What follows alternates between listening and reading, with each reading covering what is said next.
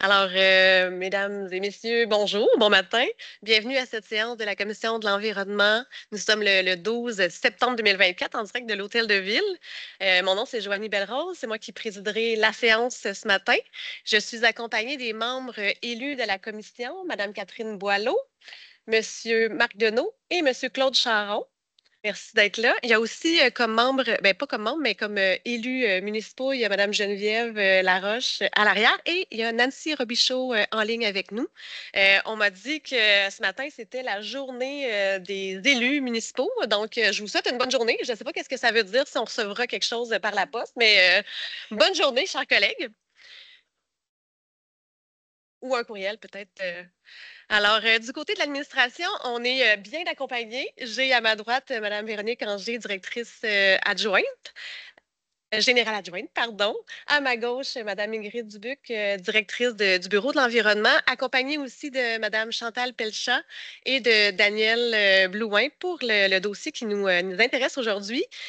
On a aussi une nouvelle recrue dans le Bureau de l'environnement, Mme Amélie Paiement. Là, je lui ai dit qu'elle devait chanter une chanson pour s'initier aux séances, mais c'était une blague. Mais si tu as envie de nous dire quelques mots, Amélie a été engagée pour le projet, en chargée de projet pour le plan climat.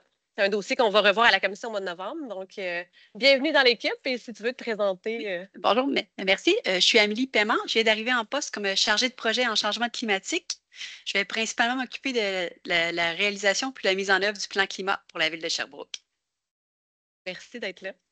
Merci. Donc, ouais, ce matin, là, on va montrer à Mme Paiement comment c'est agréable et convivial les séances de commission pour que lorsqu'elle présentera son dossier, elle se sente bien à l'aise. Autour de la table, on a également Mme Nathalie Bourgeois, directrice du service entretien et infrastructure, de la division des parcs, section arboricole, Michael Drouin et Valériane Noël. Puis d'Hydro-Sherbrooke, David Séminaro. Merci d'être là. Pour la première fois aussi du service du greffe avec nous, Mme Julie Bourgeois, qui va prendre, en fait, qui s'assure de la prise de notes, mais aussi qui s'assure que nos séances se déroulent conformément à nos règlements à la ville de Sherbrooke. Puis, nous avons également la chance d'avoir plusieurs invités externes à chacune de nos commissions. Donc, je vous les présente.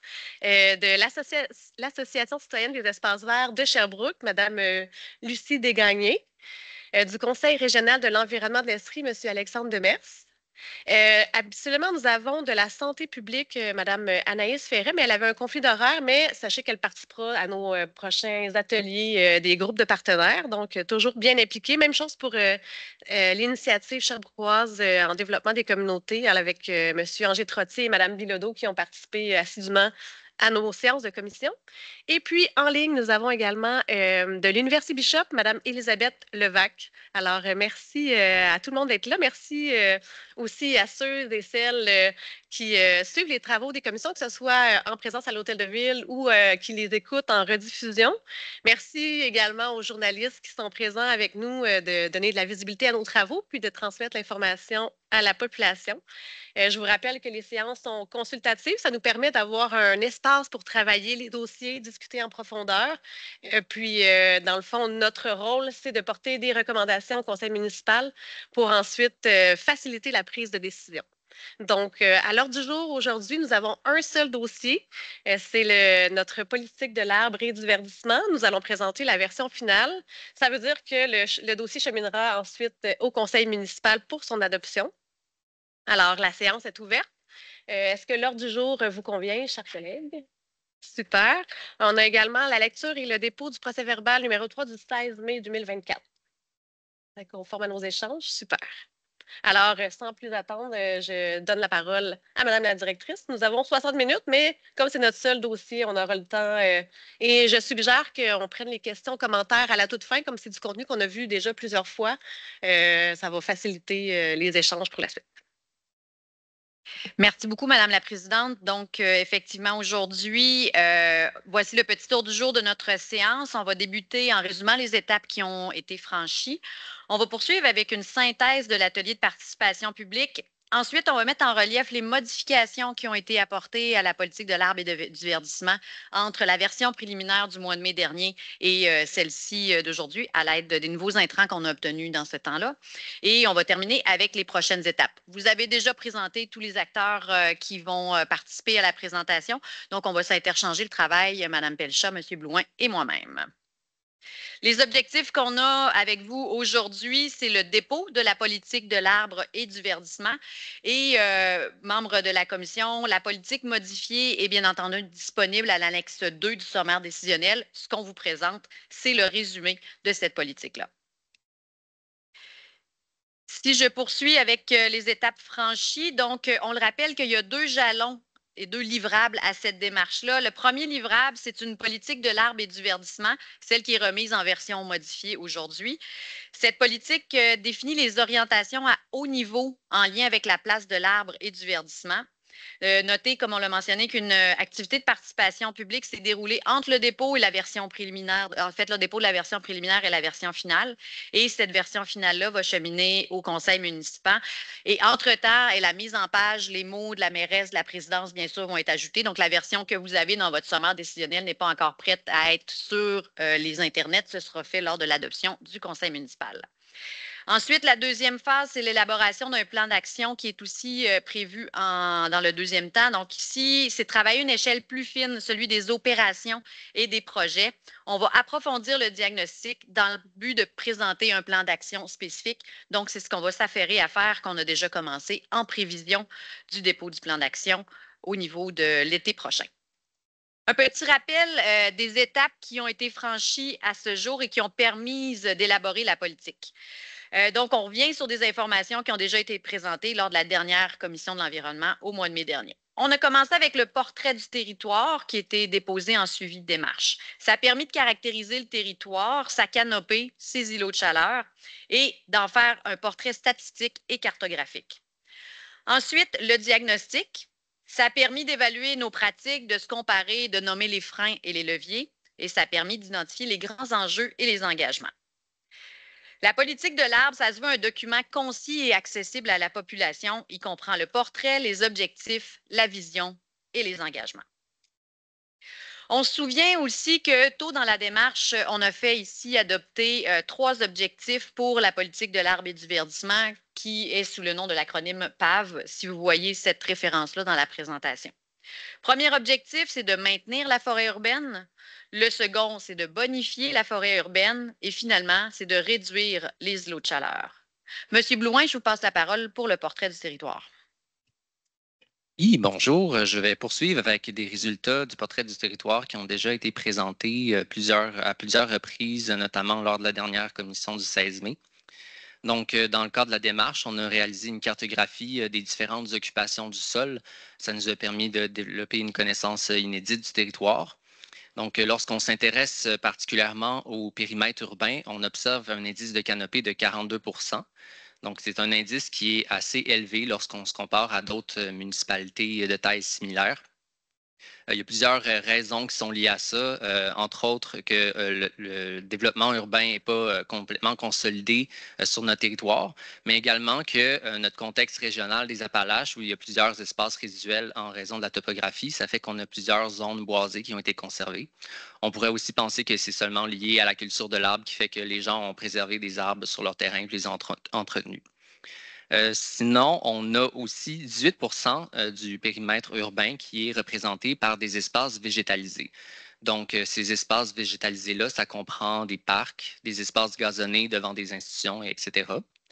Il peut y avoir un potentiel de bonification de la canopée dans ces espaces-là, puisqu'ils présentent moins de contraintes, par exemple, que des espaces minéralisés. Mais parfois, il va y avoir des usages ou des infrastructures qui sont incompatibles avec les arbres. Donc, il ne faut pas nécessairement prendre pour acquis que l'ensemble de ces espaces-là peuvent être occupés par des arbres. Sinon, on observe aussi à l'intérieur du périmètre urbain 26 % d'imperméables bas. Donc, ça comprend les routes, les stationnements, les trottoirs, les pistes cyclables, etc.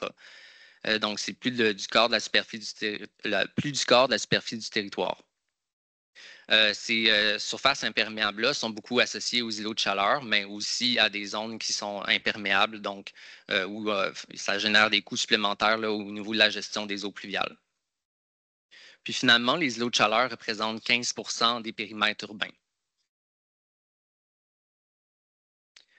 Quand on s'intéresse à regarder la répartition de la canopée sur le territoire, on remarque que cette répartition-là est inéquitable. Donc, c'est beaucoup au niveau des communautés locales centrales, donc au centre-ville, ou sinon dans l'Est, qu'on observe des communautés qui sont sous le seuil de 30 qui a été fixé comme étant un seuil nécessaire pour maintenir la qualité de vie puis la santé publique là, en lien avec la canopée. C'est également dans ces mêmes communautés-là qu'on a des indices de défavorisation qui sont plus élevés. Donc, les communautés qui vivent dans ces emplacements-là vivent avec un double fardeau, celui de la carence de canopée, donc qui va être associé à moins de services écologiques rendus par les arbres, mais également moins de capacité de pouvoir s'adapter à ces situations-là, étant donné qu'ils ont moins de ressources matérielles ou financières. Donc, ces données-là ont été corroborées par l'exercice qui a été fait par LT Plan City, qui est une démarche pan-canadienne, qui ont regardé c'est quoi les inéquités au niveau environnemental. Donc, à Sherbrooke, on est dans les derniers classements lorsqu'on se compare à d'autres municipalités de taille similaire en ce qui a trait à l'équité au niveau de la canopée et des îlots de chaleur. Donc, sans nécessairement délaisser les autres communautés, ces emplacements-là peuvent être vus comme des emplacements où on doit porter un intérêt particulier. Puis c'est d'ailleurs généralement déjà dans ces emplacements-là que sont réalisés plusieurs projets de verdissement qui sont portés notamment par le Conseil régional de l'environnement de l'Estrie. Quand on s'intéresse à regarder la répartition des températures de surface, donc ici, c'est des images satellitaires qui ont mesuré la température des surfaces et non de l'air. Puis, il y a une classification qui a été faite là, en 5 catégories. Donc, les catégories chaud et très chaud, c'est nos îlots de chaleur. Puis, on voit que les îlots de chaleur sont également situés généralement dans les mêmes communautés où on a des indices de canopée qui sont faibles, donc au niveau central. Puis, on voit très évidemment là, sur la cartographie que ça suit nos grands axes structurants sur le territoire. Donc, cette cartographie-là va être mise en ligne là, après la commission, puis elle va être disponible à l'ensemble du citoyen sur notre cartographie interactive. Ensuite, au niveau du diagnostic, on a commencé par faire des constats au niveau du portrait du territoire avec toutes nos statistiques puis notre cartographie là, de l'occupation du sol. Sinon, on a été évaluer notre performance, la municipalité dans la gestion de la forêt urbaine. Donc, on a été comparer nos pratiques de gestion, de planification, d'entretien de la forêt urbaine aux bonnes pratiques qui étaient recommandées par Arbres Canada. Donc, cet exercice-là, ça nous permet, par exemple, d'aller identifier ce serait quoi des actions prioritaires si on veut aller intervenir, s'améliorer au niveau de la gestion de la forêt urbaine publique. Sinon, on a aussi fait une cartographie des freins et leviers avec les différents services, à savoir si on veut atteindre les 3 objectifs de la politique de l'arbre et du verdissement, sur quoi est-ce qu'on peut s'appuyer, qui existe déjà sur le territoire. Puis, c'est quoi les freins, que ce soit des freins qui sont techniques, financiers, administratifs, qui finalement qui empêchent l'atteinte de ces objectifs-là. Tout ça, ça nous a permis d'aller identifier des enjeux préliminaires, puis des engagements préliminaires qu'on a été validés puis bonifiés en atelier avec nos partenaires. Donc, comme résultat, on a une liste d'enjeux, on a une vision que Chantal va vous présenter sous peu, puis une série d'engagements. Donc, je vais passer la parole à Chantal Béchard. Donc, moi, je poursuis avec notre atelier de participation publique qui a eu lieu le 11 juin dernier.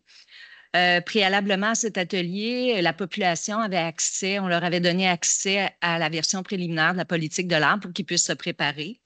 Cet atelier a réuni une trentaine de participants, qui soient des citoyens ou des représentants d'organismes, la Direction de la santé publique, par exemple, l'Association citoyenne des espaces verts de Sherbrooke, Équiterre, la PCHQ, la Forêt qui marche, Rêve nourricier.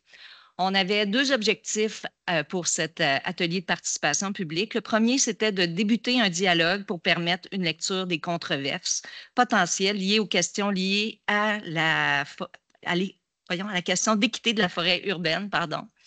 Et le deuxième objectif, c'était de permettre de développer une lecture au niveau des perceptions et des priorités des citoyens quant à la politique de l'arbre et du verdissement. Pour atteindre ces objectifs, on a posé 4 questions aux participants. Donc, la première, c'est qu'est-ce qu'une forêt urbaine équitable? Pour répondre à cette question, bien, les participants devaient piger une carte de controverse et ils devaient discuter du sujet. Donc, il n'y avait pas besoin d'avoir de consensus, c'était vraiment d'obtenir leurs opinions sur le sujet. Puis après, on a posé une autre question. Quels sont les rôles des différents acteurs quant aux arbres et au verdissement du territoire et aussi quels sont les liens entre ces acteurs. Et aussi, on avait posé la question, quelles relations entretiennent les participants avec les espaces verts urbains et les îlots de chaleur dans le but de connaître leur territoire vécu. Finalement, à la toute fin de l'atelier de participation, on a demandé aux participants de nommer des actions prioritaires qu'ils proposaient à mettre en œuvre. À titre d'exemple, tiré au hasard, ils ont nommé végétaliser le centre-ville et les pôles commerciaux, maintenir les arbres et boisés existants, reconnecter le citoyen à la nature et créer une culture de protection de la nature. Donc, ce sont quelques exemples. Vous pouvez, nous, on a un rapport de l'activité de participation publique qui a été préparé, qui a été mis à l'annexe 1 du sommaire décisionnel et ça résume la récolte d'informations qui a été faite durant cet atelier de participation publique. L'atelier nous a permis d'apporter des modifications à notre politique de l'arbre et du verdissement, ainsi que tous les courriels que nous avons reçus avec des commentaires qui avaient été transmis par la population. Donc, quelques ajouts ont été faits à la version finale de la politique de l'arbre. D'abord, on a une section qui a été ajoutée pour présenter la démarche d'élaboration de la politique de l'arbre et aussi pour venir nommer la contribution de nos comités de partenaires. On a également une section pour présenter le portrait des espaces végétalisés, parce que dans la version préliminaire, on avait surtout mis l'emphase sur le portrait de la forêt et de la canopée. On a aussi intégré des initiatives qui ont été déployées sur le territoire. À titre d'exemple, on vient nommer la démarche de déminéralisation participative sous les pavés qui a été réalisée cet été au stationnement de la Cigarrerie. Et finalement, on a fait des bonifications qui ont été apportées à la vision et aussi aux engagements. Donc, les prochaines diapos vont le présenter. Puis, ce qu'on veut vous souligner aussi pour attirer votre attention dans le cadre des prochaines diapositives, c'est que vous allez voir apparaître un petit rond jaune avec un plus.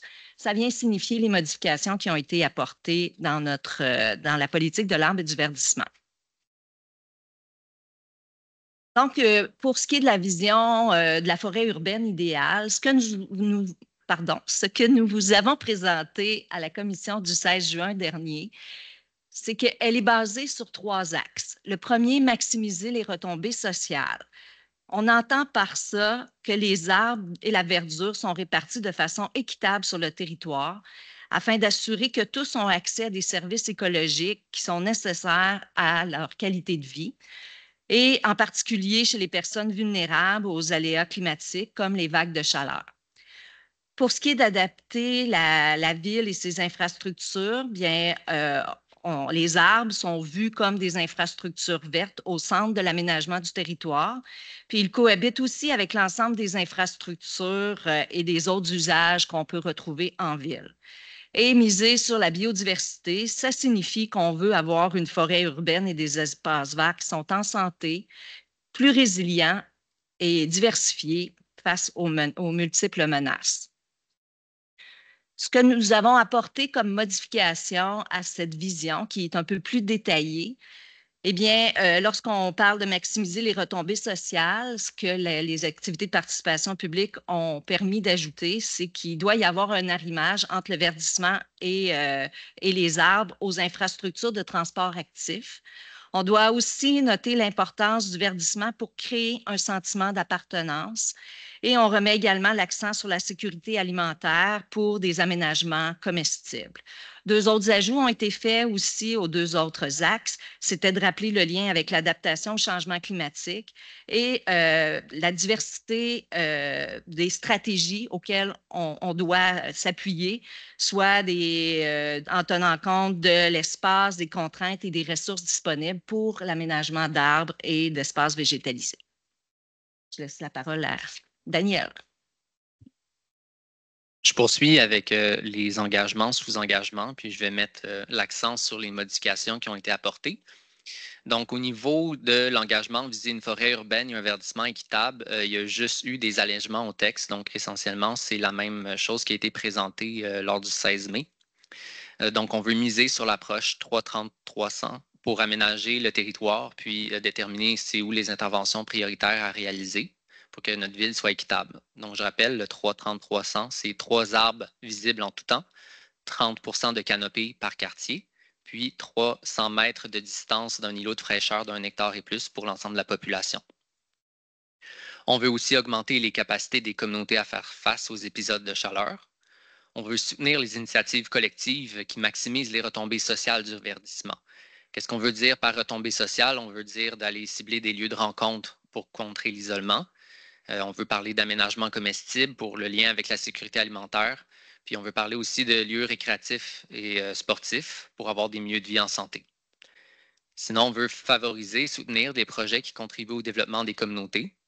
Donc, le développement des communautés, c'est une approche de développement par et pour les communautés qui permet de s'assurer que les projets sont bien implantés, bien reçus par la population, qui s'assure qu'il y a une inclusivité puis une équité dans les projets. Sinon, on veut considérer la forêt urbaine et le verdissement comme un des éléments structurants de l'aménagement du territoire. Ici encore, on n'a pas de modification par rapport à ce qui avait été présenté le 16 mai. Donc, on veut favoriser un développement et une densification verte. Ce qu'on observe pour l'instant au niveau de la densification, c'est que l'emprise des bâtiments puis des stationnements fait qu'on a plutôt une densification qui est grise au détriment de l'espace qui peut être réservé pour les arbres puis la végétation. Ça devient même difficile de respecter nos minimums réglementaires au niveau des arbres. Donc, on veut une densification qui va laisser de la place pour les espaces verts pour éviter de créer des nouveaux milieux de vie qui sont situés dans des îlots de chaleur. Sinon, on veut planifier la place des arbres et des espaces végétalisés en amont dans nos projets d'infrastructures publiques. On parle par exemple des projets de réfection de rues ou de nouvelles rues existantes, de stationnement ou également de pistes cyclables. On veut réviser et bonifier la réglementation actuelle, puis se doter des moyens nécessaires pour la faire respecter, autant la réglementation qui existe actuellement que celle qui pourrait y avoir dans le futur. Puis également, une des orientations qui est importante, c'était de préférer la conservation des arbres existants à la plantation de nouveaux arbres. Tout ça parce que les arbres existants rendent des services écologiques maintenant, donc des services qu'on peut déjà bénéficier, tandis qu'un arbre planté va prendre plusieurs années avant de pouvoir rendre les mêmes services. Donc, on a fait un ajout d'une sous-orientation à cette orientation-là, identifier et reconnaître la valeur monétaire des services écologiques rendus par les arbres, donc très important. Puis, il faut viser également un arrimage au niveau des outils d'écofiscalité qui sont en cours de développement. Donc, c'est sûr que de reconnaître cette valeur monétaire des arbres, ça va faciliter là, de défendre là, leur place qu'ils occupent en ville comme une infrastructure verte. Sinon, au niveau de l'orientation, renforcer les capacités municipales à maintenir et à bonifier la forêt urbaine et le verdissement, on a peu de modifications, donc juste des allègements au texte. On veut avoir une approche qui est proactive dans la gestion, l'entretien et la plantation d'arbres publics. Donc, plutôt qu'être en mode réactif, on veut mieux le planifier à travers des outils.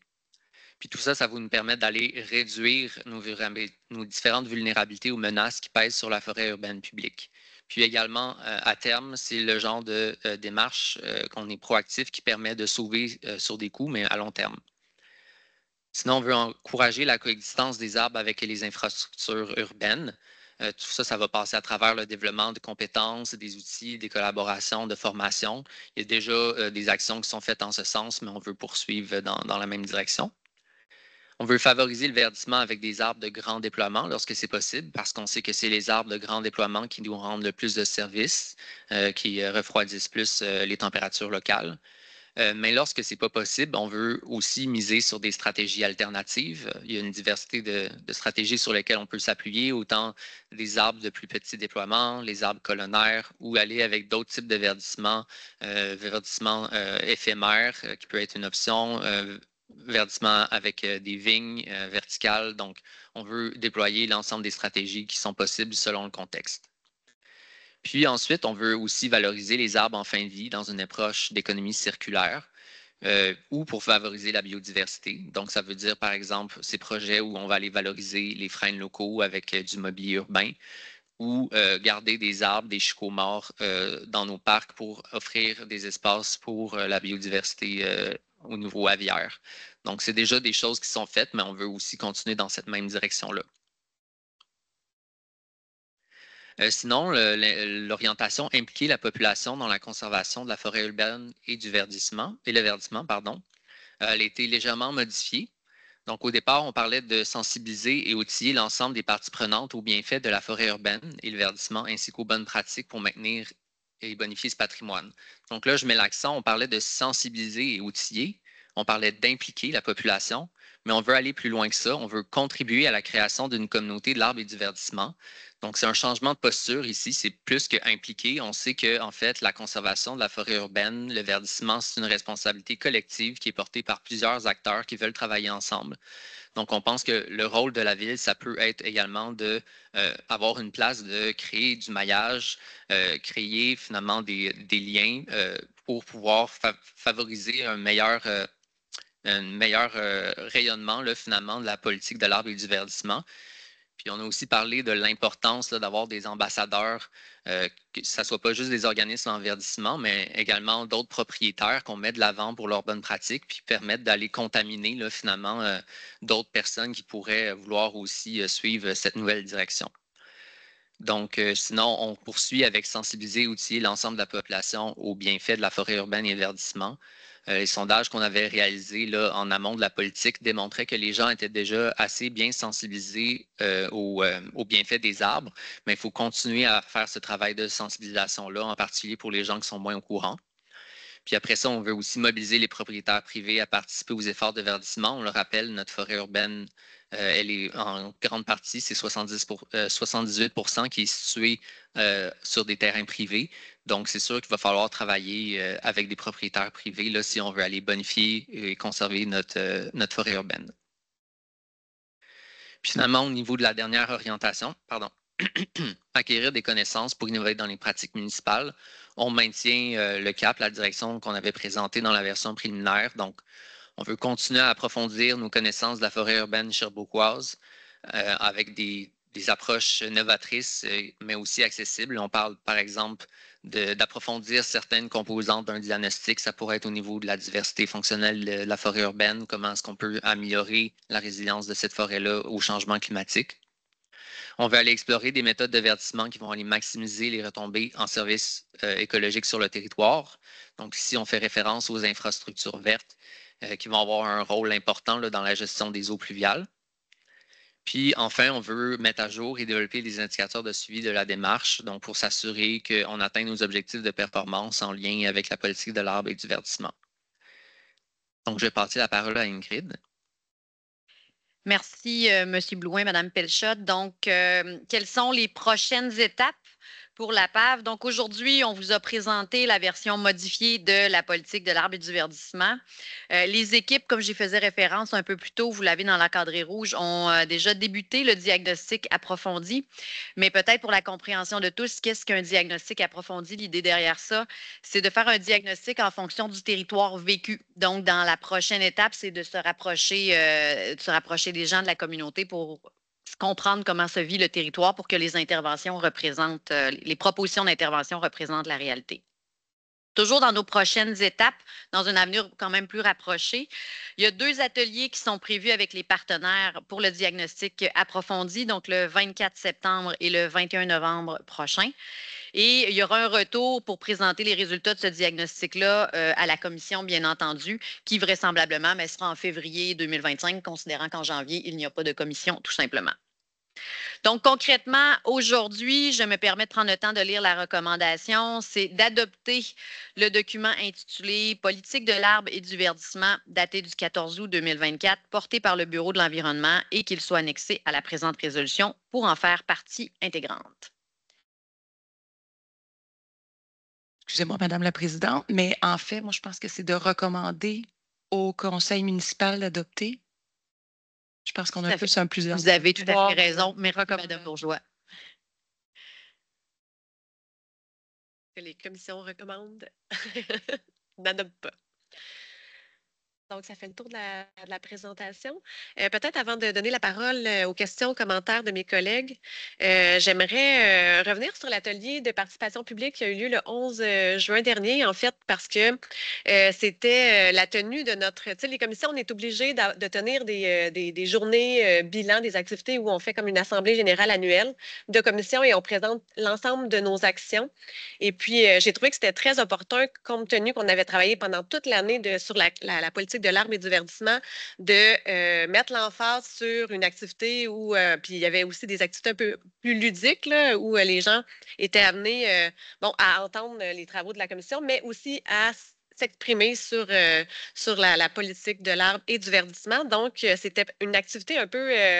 on a amené vraiment les équipes dans un contexte un peu de pression à venir être très créatifs. Donc, je voulais vous remercier pour votre rapport, votre flexibilité aussi à tenir cette activité-là qui n'était pas vraiment prévue dans un cadre d'activité de participation publique à la Ville de Sherbrooke comme on tient généralement avec les services des communications, etc. Donc, vous avez joué un rôle très important au Bureau de l'environnement. Puis, je voulais aussi ramener la PAV dans un contexte un peu plus large où la Ville de Sherbrooke est actuellement dans une démarche de développement de son plan d'urbanisme. Puis, dans le fond, dans ce plan-là, il y a toute une section consacrée au milieu naturel. Et puis, il y a un lien aussi à faire avec la politique nationale d'architecture et d'aménagement du territoire, parce que dans les orientations du gouvernement provincial, il y a deux orientations qui sont directement liées avec notre politique de l'arbre et du verdissement. On a l'obligation on va avoir en fait, c'est ça, à amener nos villes à être plus résilientes face au changement climatique et aussi à conserver nos écosystèmes et nos milieux naturels. Donc, c'est super parce que la Ville de Sherbrooke est allée un peu plus de l'avant. On a notre politique qui va être prête à être déposée au conseil municipal, mais c'est des choses que, quand on le ramène dans un contexte plus global vont devenir obligatoires pour les villes. Donc, je voulais aussi souligner ça, le fait que la Ville de Sherbrooke est allée un peu plus rapide que les autres villes du Québec. Donc, et que tout ça, ça s'inscrit dans un ensemble où on veut développer, on veut avoir une vision du développement plus précise et intégrer les milieux naturels, en fait, dans l'ensemble comme un concept structurant du développement et de l'aménagement du territoire. Donc, je voulais ramener ça parce que je trouve ça très important quand même dans notre démarche de le situer dans un ensemble plus global. Donc, maintenant, la parole est à vous, chers collègues et partenaires. Si vous avez des dernières questions, des derniers commentaires, c'est sûr que là, on dépose un document qui est à haut niveau. Puis ensuite, on va aller travailler plus sur le terrain pour développer notre plan d'action. Mais j'aimerais quand même vous entendre. Donc, oui, M. Deneau. Premièrement, félicitations. Je pense que c'est quand même un travail colossal. On peut dire que ça a commencé dans le mandat précédent, donc on approche à 4 ans de travail, quand même considérable. Malheureusement, il s'est coupé des arbres, puis il y a des actions qui ne se font pas malheureusement parce que la politique n'était pas mise en place, mais je suis convaincu qu'elle va répondre à certaines attentes. Dans la démarche, on parle d'acquérir des connaissances à la page, excusez-moi, il n'y a pas de page, approfondir notre connaissance et mettre à jour des données et développer des indicateurs de suivi de la démarche. Mais on pourrait-tu ajouter de déposer un bilan annuel? Moi, je pense que ça serait des plus factuels pour les gens de dire, ben voici, puis il y a beaucoup de choses qui se font.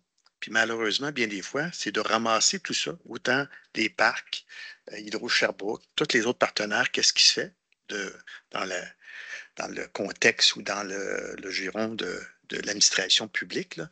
Moi, je pense que ce serait des plus importants.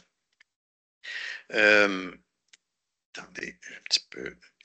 En lien avec, c'est sûr qu'on a un plan d'action qui va être élaboré en janvier, février, mars, mais il se fait quand même des actions concrètes de façon annuelle. Et dans les priorités, on parlait des surfaces de chaleur, les îlots de chaleur, tout ça. On peut-tu dire qu'entre-temps, qu'on ait notre plan d'action pour 2025, on va se concentrer sur ces axes structurants-là qui ont un besoin, autant au point de vue arbre, au point de vue mobilier, parce que c'est là, prenez un exemple, là, autant le secteur Est ou Ouest ou Warburg, quand les gens marchent, là, comment de fois qu'ils sont à l'ombre, comment de fois qu'il y a des bancs qui sont disponibles pour ceux-ci. Tu sais, ce serait quand même des gestes concrets qu'on pourrait faire à court terme sans avoir besoin d'élaborer notre plan d'action. Bien, il faut élaborer notre plan d'action, mais de dire aux gens, bien, on vise quand même ça comme priorité pour 2025, un geste concerté. Moi, je pense que ça enverrait un message, puis le problème est identifié dans le constat, puis je suis convaincu que ça va faire partie des actions qu'on voudra favoriser. Tu sais, on parle de corridor de mobilité, les gens marchent, font du vélo. Tu sais, c'est sûr qu'à une intersection comme King-Jacques-Cartier, tu ne peux pas mettre un arbre en plein milieu de la rue, là, mais qu'est-ce que tu peux faire? Donc, moi, c'est ma proposition que j'aurais à faire au point de vue entre-temps qu'on ait notre plan d'action. Merci. Et encore là, une félicitation à tout le monde qui ont travaillé sur le projet. Merci. Merci beaucoup, M. Deneau. Pour ce qui est du bilan annuel, en fait, c'est qu'on a décidé volontairement de ne pas aller dans le pointilleux comme ça pour ce qui est des actions, mais c'est sûr qu'on veut, dans le plan d'action, avoir un outil de suivi, que ce soit un tableau de bord, mais pour vraiment voir toutes les actions à la Ville de Sherbrooke qui sont menées dans le cadre de la réalisation de nos objectifs. Donc, c'est sûr que ça va être inscrit, mais pas dans ce document-là qui est plus à haut niveau. Puis pour les actions concrètes annuelles, tu sais, ça m'a fait penser à Sous les pavés où on a déminéralisé 10 quarts de stationnement. Il y a aussi les arrondissements qui jouent un rôle, je ne sais pas à des nations comment ça se passe, mais à Fleurimont, à la fin de l'année, comme en ce moment, à chaque année, avec le fonds dédié, les élus ont choisi d'investir les sommes résiduelles dans la plantation d'arbres à des endroits où justement, corridors de mobilité ou en tout cas des endroits où il manque d'ombre ou de fraîcheur. Donc, tu sais, il y a plein d'actions qui se font sur le terrain. Je pense que ça fait déjà partie, en fait, de nos réflexes quand on prend des décisions. Mais oui, ça va être super intéressant de pouvoir tout canaliser ces actions-là dans un tableau de bord ou un bilan pour qu'on voit sur l'ensemble du territoire tout ce qui se fait. Encore là, comme vous mentionnez, il faut vraiment que ça soit concerté. Puis vous savez, il ne faut pas se faire dire quand on arrive à des initiatives dans les arrondissements, mais ça ne faisait pas partie du plan d'action où il faut passer par une multitude de choses pour simplifier la chose. Parce que, comme vous dites, il reste des argents dans les fonds dédiés. Il reste 4 mois dans l'année, ou même moins. Mais là, si on met une procédure quand même, on va dire pesant, ça aide pas à stimuler ou à faire ces actions à court terme. Merci encore. Merci beaucoup. Madame Boileau? Déjà. Merci, Madame la Présidente. Donc, je pense qu'on peut être fier du travail qui est accompli. Dans un contexte de réchauffement climatique, il faut augmenter notre résilience face à ces changements et diminuer nos îlots de chaleur. Je salue la démarche de vous être assuré d'avoir l'avis de tous nos partenaires ainsi que des citoyens. Ça nous permet d'avoir un consensus social face aux changements qu'apporteront cette politique. Cette politique était essentielle également pour protéger nos boisés sur l'ensemble du territoire de la ville. On voit que la répartition des boisés est très différente d'un secteur à l'autre et c'était important de venir protéger nos secteurs moins riches en forêt urbaine. J'ai parlé des changements climatiques. Je vous en ai parlé un petit peu, mais j'aimerais peut-être juste le souligner publiquement aussi. J'ai un souci en lien avec les inondations à répétition que nous vivons sur le territoire et j'aimerais que dans les moyens d'action envisagés ou dans le plan climatique à venir, qu'on étudie la possibilité de faire des rues et des trottoirs, des parcs éponges afin justement d'augmenter notre résilience. Puis également, en tant que présidente de la sécurité publique et du développement social, j'aimerais vous sensibiliser au choix des végétaux lorsque viendra le temps de revégétaliser, parce qu'il sera important que les végétaux choisis n'obstruent pas la vue afin d'éviter des cachettes et ainsi augmenter le sentiment de sécurité de nos citoyennes et de nos citoyens à Sherbrooke. Voilà. Félicitations pour le travail accompli. Merci. Beaucoup, Madame Boileau. Oui, les parcs éponges, c'est quelque chose qu'on voit de plus en plus puis qui est assez extraordinaire. Puis le choix des végétaux, ben, je pense que M. Drouin pourra en parler longtemps. Le bon arbre au bon endroit, c'est quelque chose de bien important. Donc, on est chanceux d'avoir des experts en la matière sur la table. Monsieur Charon? Oui, je peux pas répéter les propos de M. Deneau, mais oui, c'est un beau travail. Je pense on a une bonne direction qui s'en occupe, puis on a poussé du bon côté. Là, on est rendu au point de sensibilité, outillé puis mobilisé. C'est certain qu'on s'attend peut-être éventuellement à une réglementation, mais ça serait le fun si on pouvait avancer sans être obligé de faire de réglementation. Je pense qu'il va arriver en ce moment, parce que la réglementation, ça devient encore plus lourd à gérer. Donc, oui, la politique, c'est super.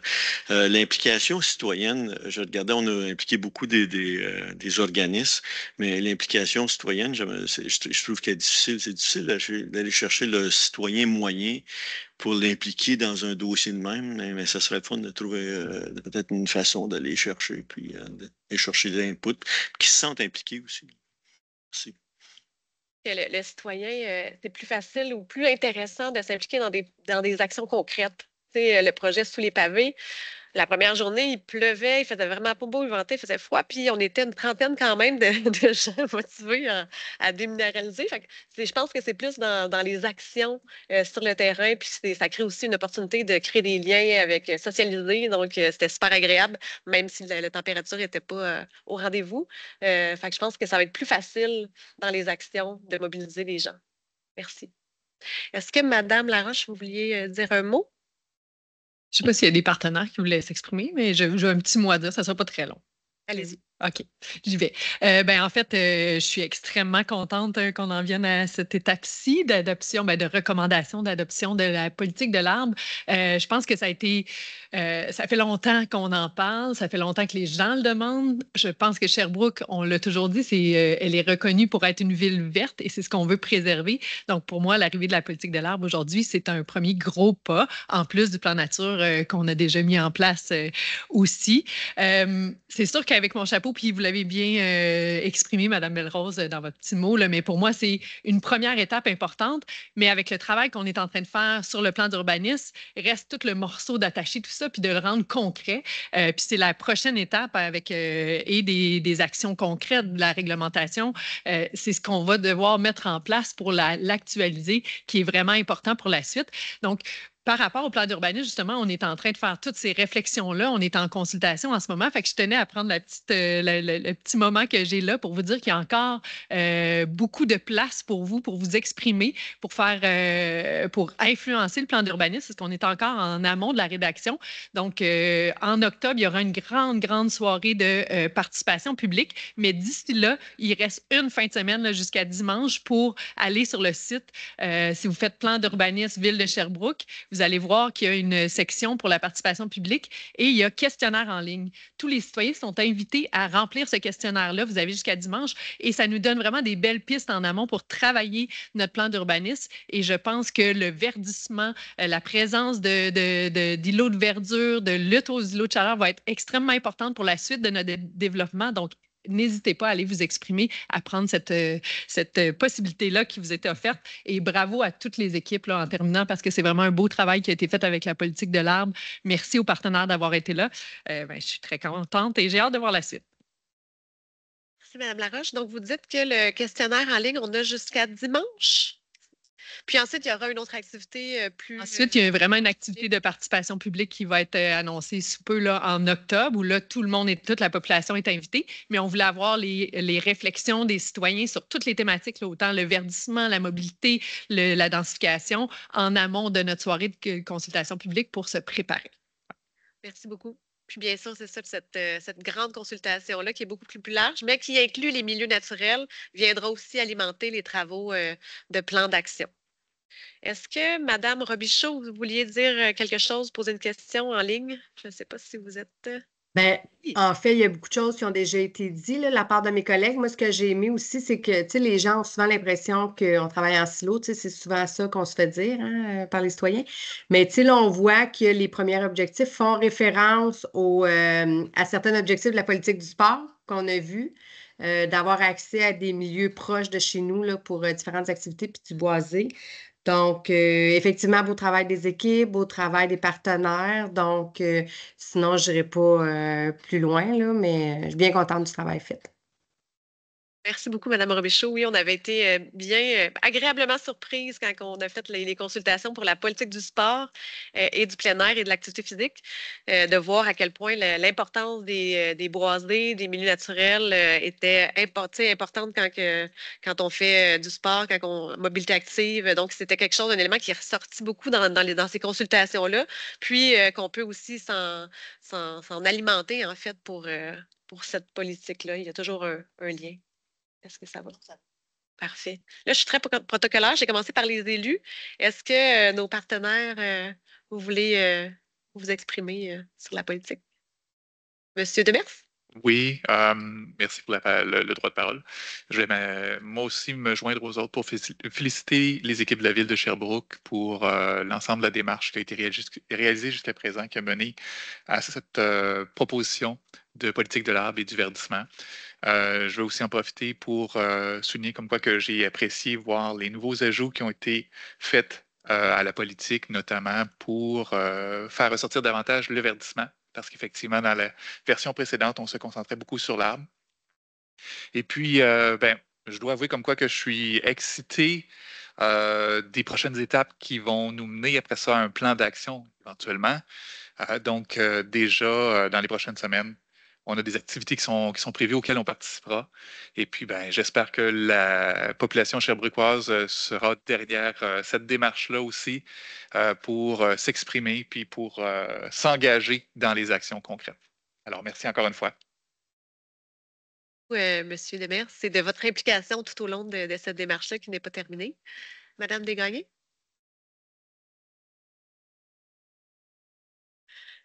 Alors, merci. Effectivement, on est rendu à une étape vraiment intéressante parce qu'on s'approche de plus en plus de l'action. Le travail qui a été fait jusqu'à présent, je vous avoue que pour moi, c'est un peu assez abstrait. Je suis plutôt une fille d'action, puis j'ai hâte de passer justement aux moyens d'action. Et cet automne, on est interpellé très activement l'association parce qu'on va aller vraiment chercher le vécu sur le terrain.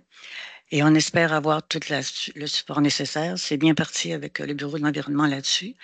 Alors, merci pour votre accueil et pour votre participation, de nous avoir acceptés à ce moment-ci. Et on aura probablement beaucoup de choses à proposer aussi en ce qui a trait aux moyens d'action, au niveau de la réglementation, entre autres. Parce que personnellement, ce que je vois encore dans mon quartier, moi, je suis à Rock-Forest, et des îlots de chaleur, ça pousse.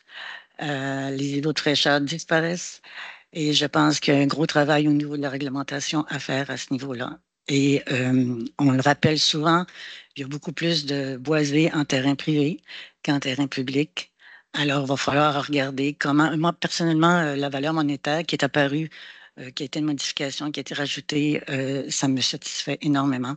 Alors, j'ai hâte de voir aussi comment on va pouvoir concrétiser ça. Alors, merci pour le travail et puis bonne chance pour la suite à tout le monde. Beaucoup.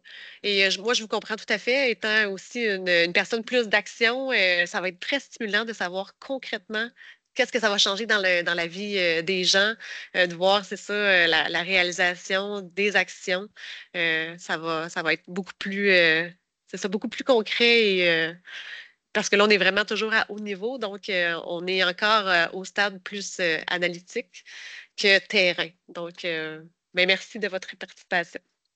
Est-ce qu'au niveau des services, vous voudriez ajouter quelque chose sur votre contribution ou sur le travail? Ça vous va? Oui, Monsieur Seminaro.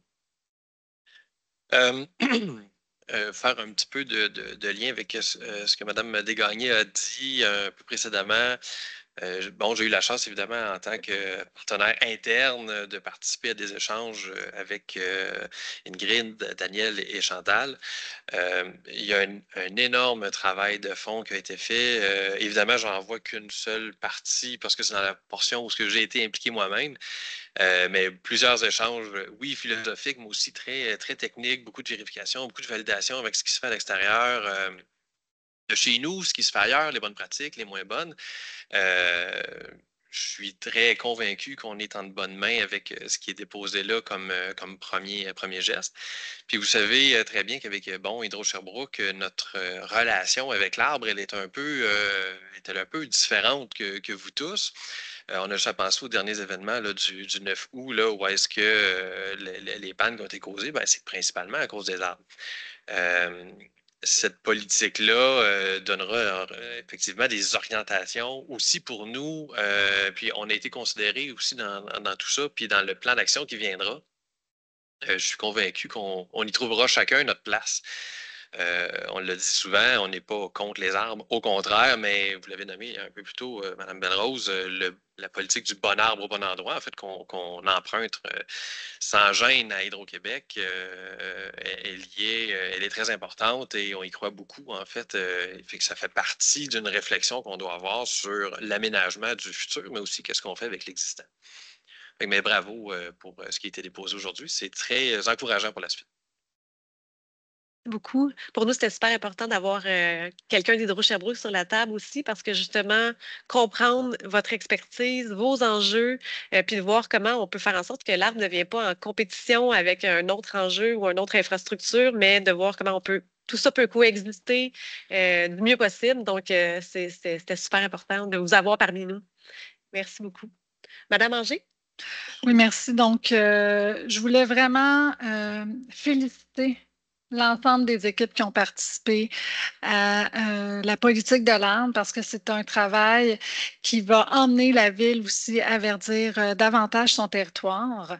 Donc, un grand merci à tous. Merci aux organismes présents, mais aussi à tous les partenaires qui ont participé, collaboré, qui se sont investis pour mettre en place cette politique et surtout aussi les élus. Les élus qui portent ces dossiers-là auprès de la population. Donc, un grand merci pour votre support et un grand merci pour votre implication. C'est vraiment grandement apprécié. Au niveau des actions, je pense que le tout se jouera là.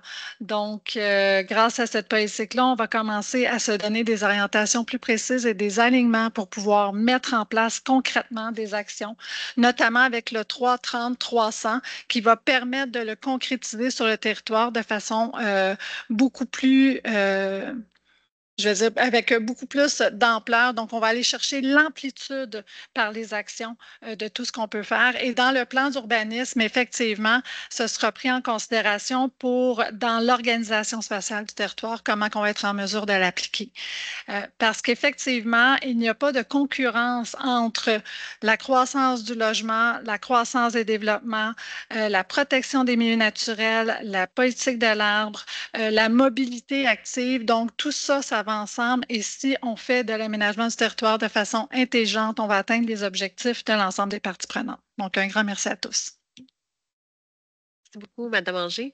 Pour votre information, le 330-300, ça allait être expliqué précédemment, mais c'est une approche qui vise dans un monde idéal où tu es à ta maison, à ton travail, à l'école, tu vois un arbre. Dans le fond, c'est pour ça le 3. Après ça, le 30, c'est 30 de canopée, d'espace vert dans chaque quartier, que chaque quartier puisse avoir ce 30 d'espace vert. Et puis le 300, c'est de dire, bien, de chez moi, j'ai accès à un boisé à 300 mètres. Donc, c'est pour ça, c'est comme ça qu'on voudrait venir redessiner nos différents quartiers, donc dans un souci d'équité, d'accessibilité aux espaces verts. Alors, voilà, merci beaucoup. J'avais aussi, je me demandais, Mme Levac, en ligne, si vous vouliez nous dire un mot, si vous êtes avec nous. À l'écoute, peut-être nous dire vos travaux, mais je pense... Ah oui, vous êtes là. Oui. Bonjour. Bonjour. Oui, c'est ça, j'ai un cours là, bientôt, fait que je suis un petit peu distraite. Oui, cet été, on a fait de l'inventaire des arbres sur le campus de l'Université Sherbrooke, une partie du campus de Sherbrooke, le parc Jacques-Cartier, puis une grande partie du campus de l'Université Bishop. Puis on a des étudiants qui travaillent sur... il y a un étudiant de maîtrise là, qui a commencé à faire une recherche de littérature sur l'importance des arbres là, pour qu'on puisse faire du transfert de connaissances, là, éventuellement mettre des codes QR sur les arbres à certains endroits. Là, Daniel est au courant, là, je dois faire valider le contenu. Puis on va avoir des étudiants qui vont travailler là, dans la prochaine année à compléter l'inventaire, faire une carte interactive, là, avoir un site web, puis faire quelque chose d'intéressant avec ça, là. En gros, c'est ça. Il y a une couple d'autres sous-projets, là, mais en gros, c'est ça. Merci beaucoup pour votre participation. Comme vous comprenez, Mme Levac a suivi les travaux de la commission en lien avec la politique de l'arbre et du verdissement parce qu'elle mène aussi des projets directement sur le campus de l'Université de Bishop qui sont vraiment reliés. Donc, voilà toute la pertinence. Donc, merci de votre présence. Alors, s'il n'y a personne d'autre qui a envie de dire un mot, un commentaire, question, donc c'est ce qui viendrait clore notre séance. Peut-être la modification de la recommandation. Donc, on pourrait lire de recommander au conseil municipal d'adopter le document intitulé Politique de l'arbre et du verdissement daté du 14 août 2024, porté par le Bureau de l'environnement et qu'il soit annexé à la présente résolution pour en faire partie intégrante. Parfait. Merci beaucoup. Alors, ça vous convient, chers membres? On change recommander pour... en fait, on change adopter pour recommander. Oui. Ça me convient. Donc, le dossier va cheminer vers la prochaine instance qui est le conseil municipal pour son adoption officielle. Donc, on va être très, très heureux et heureuse de le voir cheminer et pouvoir en parler avec toute la population officiellement et poursuivre les travaux avec le plan, voyons, le plan d'action. Alors, un gros merci à tout le monde d'avoir participé à cette séance. C'est ce qui clôt nos travaux aujourd'hui. On va se revoir le 10 octobre prochain pour ça va être une séance spéciale gestion des matières résiduelles. Donc, tout aussi important, on va faire un bilan de notre PGMR. Alors, un autre rendez-vous à ne pas manquer. Je vous souhaite une bonne fin de journée et au plaisir de vous voir dans les différents ateliers, notamment pour la politique de l'arbre et du verdissement. Bonne journée.